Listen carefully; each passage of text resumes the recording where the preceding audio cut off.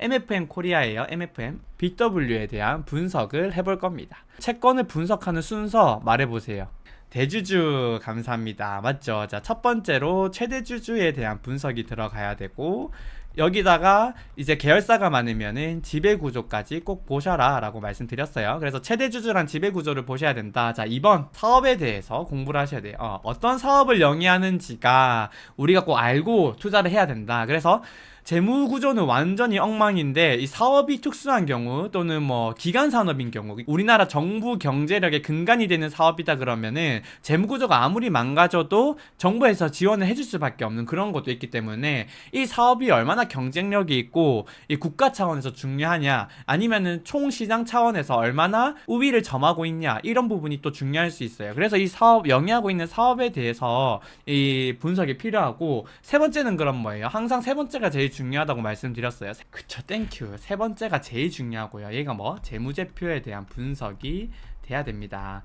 제가 뭐 재무구조가 열이하다고 해서 안 좋다고 해서 사업구조가 되게 특이하면 된다 했는데, 얘네들은 다 부차적인 거예요. 얘네들은 플러스 1, 플러스 뭐 3, 플러스 5 정도 되는 거고, 100점 만점에 얘가 거의 플러스 90 정도, 80 정도 됩니다. 그래서 이 재무제표를 제대로 분석하는 게 매우 중요합니다. 아시겠죠? 근데 되게 안전한 기업이라고 쳐. 그래서 예를 들어서 삼성전자는 채권 없는데 삼성전자가 채권을 발행했다고 가정을 해보자고요. 근데 재무제표가 너무 좋아. 얘가 너무 좋아. 너무 좋은데 금리가 0.5%야.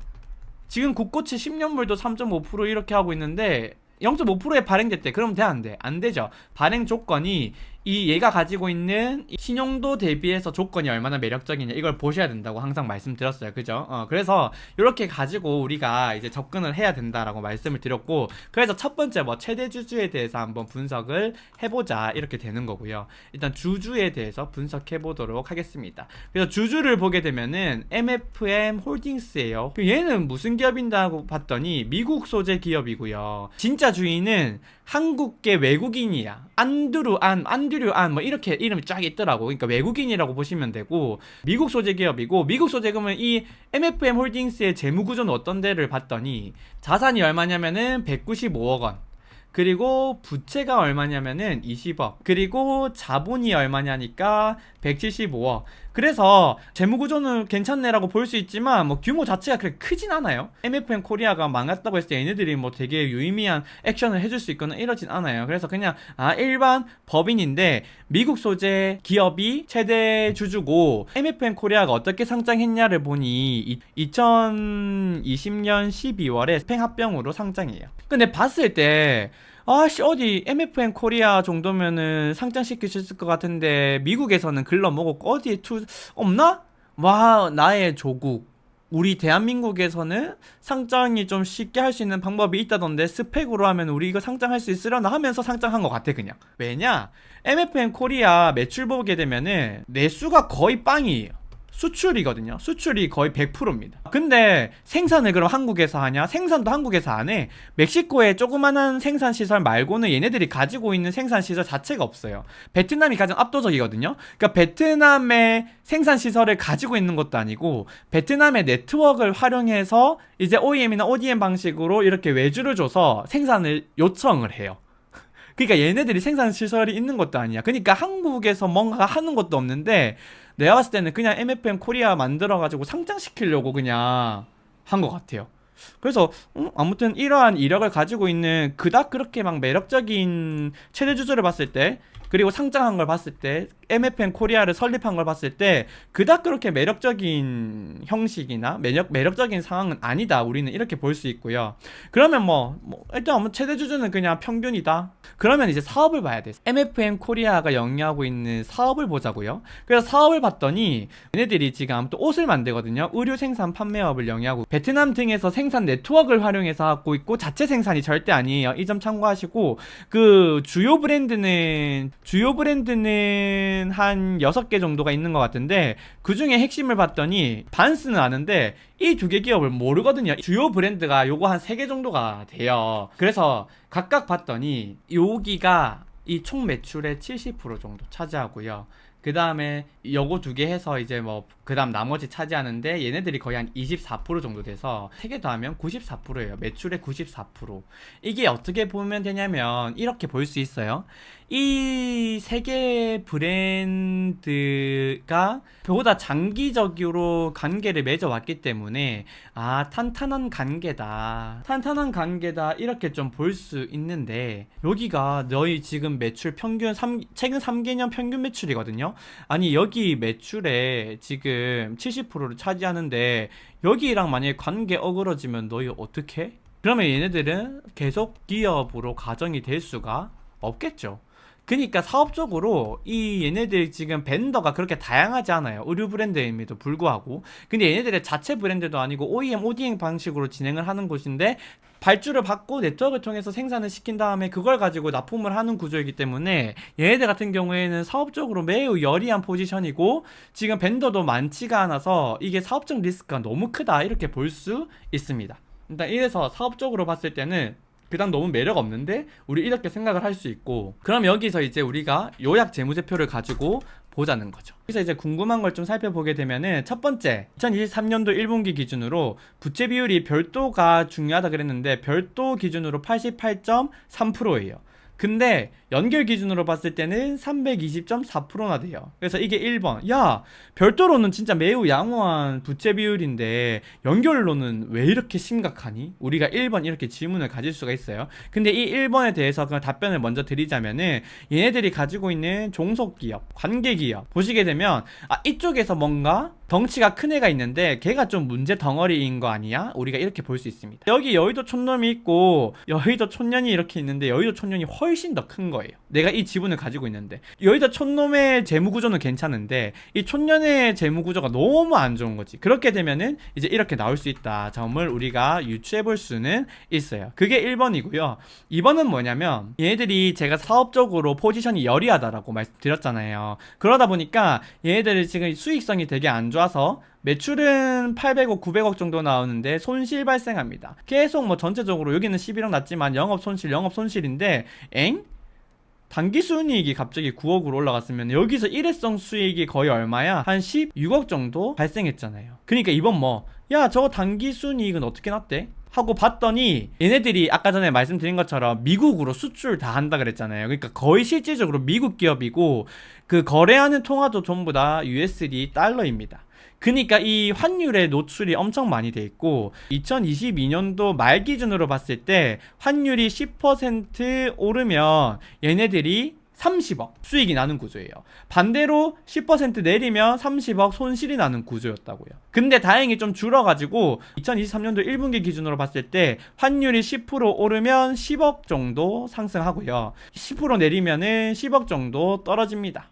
근데 2022년도에 환율이 많이 오르다 보니까 거기에 따른 외환 평가 차익 그리고 실현돼 있는 환산 수익이 났어요. 올해는 어때요? 올해 같은 경우에는 환율이 지금 원화 독주거든요. 원화가 지금 엄청나게 강세가 되면서 1,300원대도 깨졌죠. 그래서 이렇게 환율이 떨어지게 되면은 이 동사 같은 경우에는 일회성 손실이 또 어마무시하게 발생할 수 있어요. 근데 이거는 우리 회계상으로 봤을 때 좋고 안 좋고를 나눌 수 있는데 실질적으로 달러 기준으로 거의 다 거래가 이루어지고 있기 때문에 그렇게 되게 크리티컬하게 문제가 되지는 않을 거다. 그러니까 부도가 나고 부도가 안 나고에 있어서는. 그래서 이 점만 참고해 주시면 좋고요. 요거 매출이 이렇게 나는데 손실이 계속 나는 걸로 봤을 때 수익성이 안 좋고 아까 전에 어떤 사업을 영위하는지 봤잖아요. 이런 것들을 미루어 봤을 때 당연히 사업적으로 포지션이 유리하다 이렇게 볼 수 있어요. 그러니까 사업도 매력이 없고 최대 주주도 그냥 쏘쏘하고 그 다음에 지금 수치만 봤을 때도 계속해서 실적은 안 좋아지고 있네 이렇게 볼 수 있습니다. 그럼 우리가 이렇게까지 본 상태에서 이제 뭘 해요? 재무제표를 가지고 와서 보는 거죠. 그래서 여기까지 우리가 일단은 1단락을 1차적으로 하고 재무상태표를 가지고 올게요. 지금 주요 자산만 가지고 왔어요. 항상 말씀드리는 거지만 저는 0%대 1%대 그 총 자산에서 비중 차지하고 있는 게 되게 작은 계정들도 다 살펴봐요. 근데 이걸 우리 촌뜨기들한테 방송에서 다 말씀을 드리려면 이게 반나절 하루가 다 가기 때문에 이거를 다 할 수가 없어. 그래서 이제 주요 계정들만 가지고 오는 거기 때문에 여기다가 본인들이 투자를 하려면은 추가적으로 더 보시라고 꼭 말씀을 드렸었고, 지금 자산이 총 얼마 834억인데 요 4개 있죠. 4개 계정을 다 더하게 되면은 총 자산에, 이게 뭐냐면 총 자산의 96% 가량 돼요. 나머지 쭈루루룩 많은 게 거의 다 4%라서 걔네들은 유의미한 영향이 없다고. 그러니까 이것만 보면 되는데, 매출 채권 같은 경우에는 3개월, 6개월 이내 채권들이 거의 다여서요. 지금 보면 349억, 350억 가량인데 346억 정도가 이제 정상적인 채권이에요. 그래서 매출 채권이 단기 내에 되게 뭐 손실로 인식할 일은 거의 없다, 손실 충당할 일은 거의 없다, 이렇게 보시면 되고, 재고자산 같은 경우에도 다분히 일반적입니다. 그래서 181억 정도. 그 다음에 기타 유동자산이 뭔지 봤더니 선급금이에요. 선급금. 그러니까 미리 준 돈이거든요. 뭔가 매출이나 이런 것들을 우리가 사업을 영위하기 위해서 미리 준 돈을 자산으로 잡고 있는데, 이 선급금 또한 뭐예요? 유동성 대응할 때 쓸 수 있는 그런 유동성 자산은 실질적으로 아니에요. 그러다 보니까 얘 같은 경우에도 뭔가 이제 부채를 상환해야 되거나 채무를 상환해야 될 때 쓸 수는 없어요. 그럼 현금성 자산은 얼마나 있는데 봤더니, 얘네들 현금 얼마 갖고 있다 봤더니 5억이에요. 현금 5억이에요. 그래서 현금, 야씨, 또 800, 자산 규모도 작지만 현금이 야 진짜 너무 없다, 이런 생각이 들어야 되고, 그 다음 우리가 이거 말고 안 본 거 있죠. 그래서 안 본 거 한 번 더 보게 되면은, 지금 다분히 일반적이라서 그냥 넘어갔고, 지금 현금이 5억이라는 거 말씀드렸어요. 그 다음에 종속관계 이걸 봐야 되는데, 종속기업 및 관계기업 투자 주식에 어떻게 봤더니 마이아스 패션 매너팩처링 컴퍼니라고 해서 얘네들을 취득가액으로 잡았거든요. 204억 중에 200억이 그 아까 말한 마이아스 패션 매너팩처링 컴퍼니고요. 얘 같은 경우에도 미국에 소재하고 있습니다. 그러니까 실질적으로 미국 기업이라고 보시면 돼요. 얘는, 얘가 총 차지하고 있는 비중만 25%거든요. 총 자산의 4분의 1이에요. 그럼 매우 중요하겠죠. 그래서 이 기업의 재무 구조를 봤더니 자산이 얼마냐 봤더니 이걸 나눠야겠다. 자산이 얼마인지 봤더니 1014억. 근데 202억밖에 안 돼 있다? 그러면 취득, 원가법으로 했으면은 취득가액으로 잡아둔단 말이에요. 202억인데 1014억이나 되면은, 이거 시가평가하면은, 야, 이거 꽤 되겠는데 하고 봤더니 부채가 944억이에요. 자기 자본 67억밖에 안 돼. 202억 주고 샀는데 아무리 경영권 프리미엄이라고 하더라도 지금 얘들 자기 자본이 67억이라고. 요거 있죠, 이렇게. 이거 지금 부채 레버리지 얼마나 일으켜졌는지 보이죠? 야, 그러면 돈이라도 잘 버냐고 봤더니, 돈은 매출액이 얼마 정도 났다고 봤더니 294억. 매출액 294억, 영업 손실 10억, 그 다음에 단기 순손실 8억, 이렇게 지금 내고 있어요. 이게 말이냐고. 지금 얘네들 지금 부도 나면 어떡할 건데, 부도 나면 이거 너희 202억 받을 수 있냐고. 못 받잖아. 그니까 우리는 어떻게 생각해야 되냐면, 이렇게 투자했을 때 야, 종속기업 요거 없다고 보고 들어가자, 이렇게 봐야 돼요. 그러면은 834억에서 204억을 빼서 얼마, 야, 한 600억 정도 자산을 가지고 있네, 이렇게 생각을 하자고. 다른 거 다 생각 안 시키고 나서 그냥 종속기업만 없앴어요. 그러면 600억 정도. 근데 지금 보면 부채가 391억이죠. 그리고 자기 자본은 그럼 얼마가 되는 거예요? 여기서 204억 정도 빼야 돼. 그러면 240억 정도 되죠. 이거 나누면은 한 130%인가 160%인가 이 정도 돼요. 그러니까 부채 비율은 확 올라갑니다. 부채 비율은 올라가는데, 그래도 야, 우리가 이때까지 봤던 것들 기본적으로 BW 발행하면은 200% 이상은 됐는데 이 정도면 안전하네, 이렇게 보시면 안 된다 그랬죠. 왜? 그렇게 보기에는 자산 규모가 너무 작아요. 여기서 얘네들이 만약에 지금 이번에 100억 발행하거든요. 100억을 발행하잖아요. 그러면 어떻게 돼? 240이죠. 240분의 부채 총계이고 늘어나니까 395, 400억인데 500억 돼요. 그러면은 바로 뭐 거의 200% 되죠. 근데 지금 계속해서 손실 나고 있지, 현금 유출이 그러면 훨씬 더 많을 거거든요. 그렇게 되면 순식간에 부채 비율을 되게 위험하게 갈 수 있어요. 그러니까 이렇게 판단하시면 안 되고, 자산 계정을 다 하나하나 봐야 되는데, 야, 이거 매출 채권이랑 재고 자산은 좀 있긴 한데 현금 5억 너무 없고 종속기업 이거 조금 의미가 크게 없는 것 같은데, 이런 생각을 가지고 부채를 보셔야 돼요. 그래서 이제 우리가 부채만 이렇게 보게 되면은 부채 매입 채무 요것도 다분히 일반적이죠. 매입 채무 230억 정도 있고 요거 다분히 일반적이니까 패스. 주요 깊게 봐야 되는 건 뭐 단기 차입금 중요하게 봐야 되고요. 유동성 장기 차입금 당연히 중요하게 봐야 되고 유동성 파생 상품 부채, 유동성 전환사채 요거 두 개 같이 묶어서 봐야 됩니다. 그래서 지금 이것들 총 봤더니 얘네들 다 더하면요 95.7%예요. 그러니까 얘네들만 봐도 크게 이제 뭐 문제 없겠다 이런 생각은 할 수 있고 매입 채무는 일단 일반적이니까 넘어가도록 하고 우리 현금 5억밖에 없는데 지금 차입금 대행 어떻게 할지 보자 하고 봤더니 일단은 1번 단기 차입금 같은 경우에는 요게 만기예요. 이거 지금 우리 촌뜨기들 요렇게 제가 마우스로 해도 보이나요? 요게 이제 뭐냐면 만기 7월 29일부터 바로 26억을 갚아야 돼요. 이자 6.7%, 6.4%, 8%, 7.5%. 지금 그러니까 고금리 상황에서 얘네들은 이것만도 이자 부담이 엄청날 거예요. 그래서 이걸 빨리 끄고 싶다 이렇게 생각을 할 텐데 지금 이 7월 29일만 당장 상환해야 되는 게 26억이라서 와 이거 괜찮을까 이런 생각이 들고 근데 우리 앞전에 계속해서 이제 다뤘던 BW 종목들을 보면은 은행에서 빌린 대출, 차입금 같은 경우에는 유형자산이든 재고자산이든 담보가 많이 다 제공이 돼 있기 때문에 롤오버가 되는 거는 가능성이 되게 있다 이렇게 말씀드렸지만 아까 잠시 넘어와서 보게 되면 이 지금 얘네들은 자산에서 뭔가 담보로 제공해 줄 수 있을 만한 되게 유의미한 자산이 전혀 없어요. 그래서 지금 차입금에 담보 제공이 전혀 안 돼 있습니다. 그러니까 은행에서 이거는 만기 연장 안 해주고 뭐 롤업 안 해주고 그냥 갚으라고도 충분히 할 수 있어요.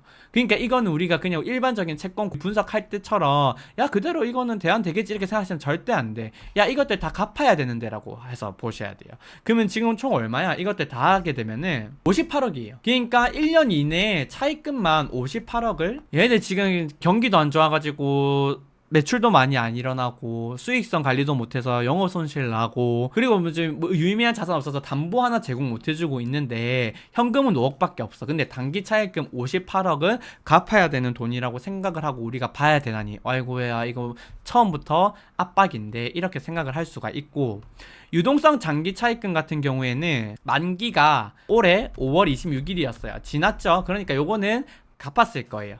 지금 이제 영업 현금 흐름이 발생하면서 요걸로 아마 갚았을 거라 가지고 유동성 장기 차입금은 갚았을 거다. 그러면 저쪽에서 유동성 자산 10억 없어졌겠네. 우리는 이렇게 볼 수 있고 그럼 나머지 남은 거 뭐예요? 전환사채랑 유동성 파생 상품 부채죠.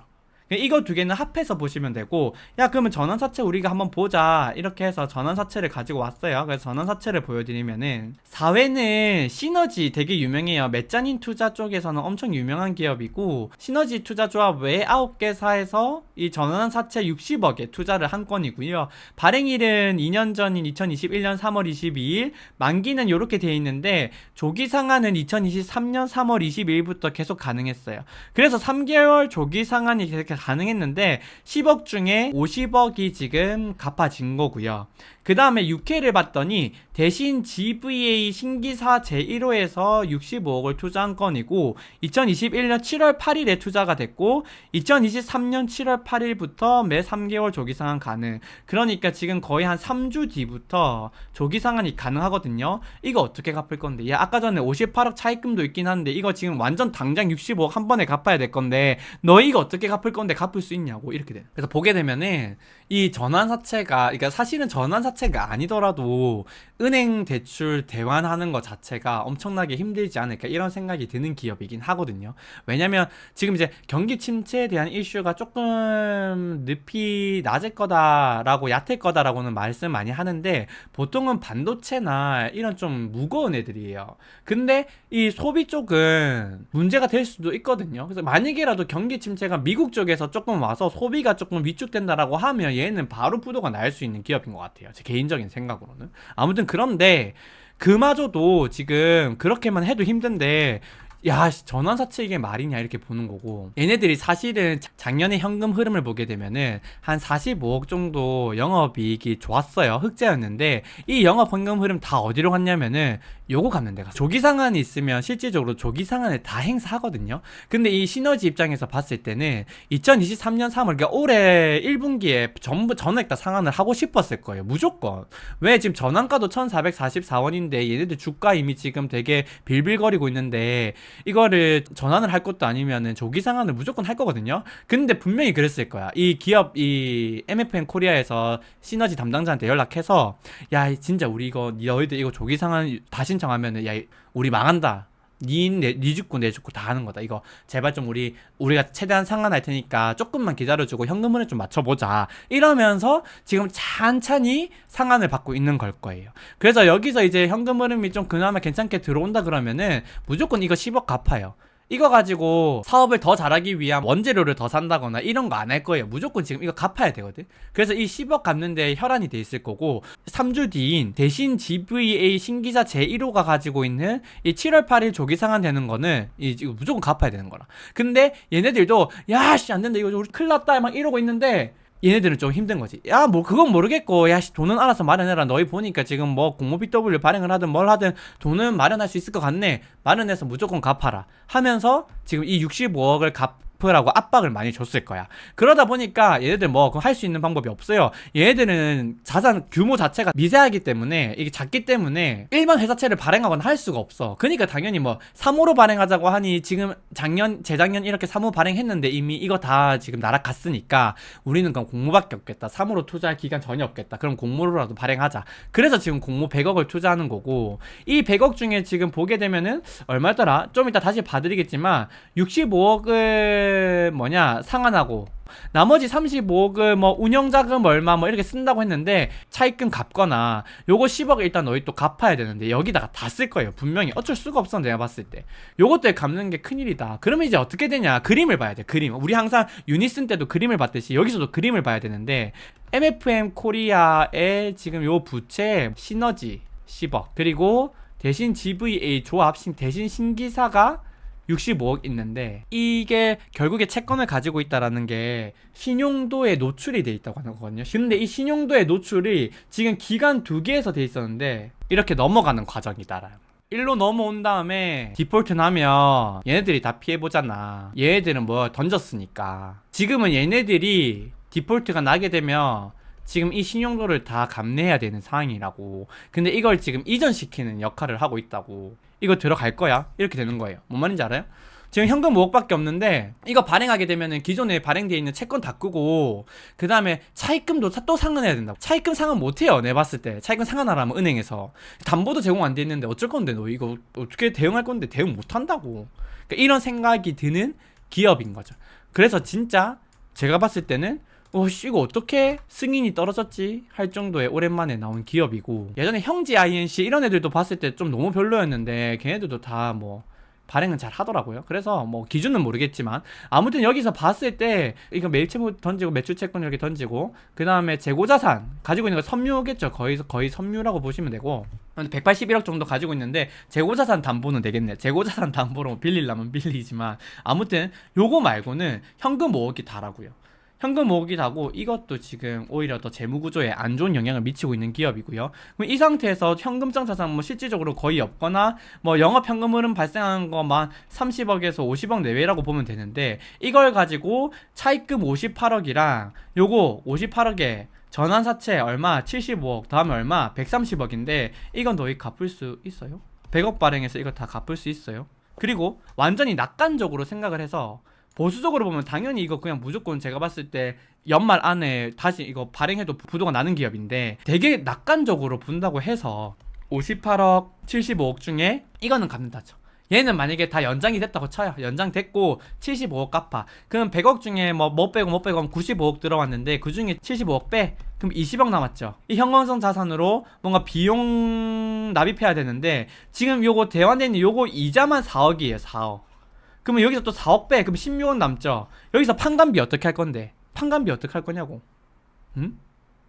그런 느낌이에요. 그러니까 아무리 좋게 보려고 해도 좋게 볼 수가 없는 기업이에요.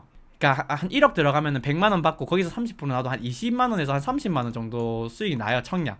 BW 청약. 이거 벌자고 지금 이식거리를 하자고.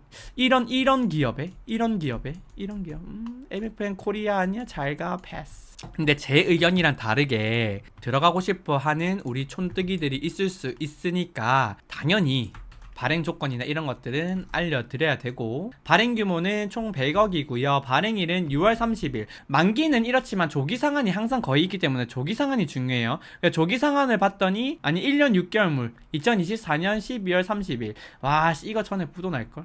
시스웍 보시면 돼요. 저 시스웍 다른 거 알죠? 시스웍 BW 영상 한번 보시면은 여기서도 제가 와 좀 힘들 것 같은데 라고 했는데, 얘네들 딱 봐도 제가 봤을 때는 12월 30일까지도 못 갈 것 같거든요. 사업이 엄청 잘 돼서 잘 가면 뭐 박수 쳐주면 돼. 이게 사업이 지금 상태가 계속 유지된다고 하면 제가 봤을 때 축하할 일은 거의 없을 것 같고, 시간 문제지 않냐 이런 생각은 들고, 이 표는 2% 만기 보장 수익률 5% 행사가액 772원 정도 됩니다. 그리고 행사가액은 6월 22일에 확정이 되니까 4일 뒤에 확정이 되고요. 청약 마지막 날은 6월 28일, 27일이랑 28일 요렇게 청약이 진행되고요. 납입은 발행일인 6월 30일날 되고 환불도 6월 30일에 됩니다. 신주인 수권은 2주 정도 뒤인 17일, 7월 17일에 상장이 되고요. 주관사는 KB증권, 여기 잔액인수를 한 이후, 그래서 내가 계속 찾아봤어. 그래서 근데 모르겠어. 답은 몰라. 왜? 내가 찾을 수 없는 부분에 정보가 있어서. 채권이 발행이 안 되잖아. 우리 요거 7회차 채권이 발행이 안 되면 요거를 갚을 수가 없어. 무조건 발행이 돼야 돼. 얘네들이 부도가 안 날라면. 그 KB증권에서의 니즈는 뭐냐면, KB증권에서 셀다운을, 그러니까 PB분들이 고객들한테 파는데 대신 GVA 신기사 제1호 요 상품을 뭐 펀드로 담았든 신탁으로 담았든, 아무튼 뭐 펀드는 아니겠다, 뭐 신탁 이런 걸로 담아가지고 이 KB증권에서 셀다운을 많이 했나 이런 생각이 드는 거죠. 그러면은 봐봐, 갚을 수 없어. 발행이 안 되면은 갚을 수가 없어. 그러면 요거 디폴트나, 그러면 여기에 있는 수익자들이 다 피를 봐. 근데 이 수익자가 KB증권 고객이네? 야, 그건 안 돼. 야, 그러면 우리 잔액 인수해서 일단은 좀 인기 좋게 하자. 이렇게 됐나? 이런 생각은 드는 거예요. 제가 봤을 때 이거를 잔액 인수를 해줄 수 있는 그런 기업이 아닌데 잔액 인수를 해서, 아무튼 KB증권 관련 유관부서에 계신 분이 계시면은 죄송한데 아무튼 저한테 따로 오픈카톡 연락 주셔가지고 맞다 아니다 이런 거 이야기 좀 해주시거나, 아니니까 쓸데없는 소설 쓰지 말고 짓거리지 마라 이렇게라도 답변을 좀 주시면 감사드리겠습니다.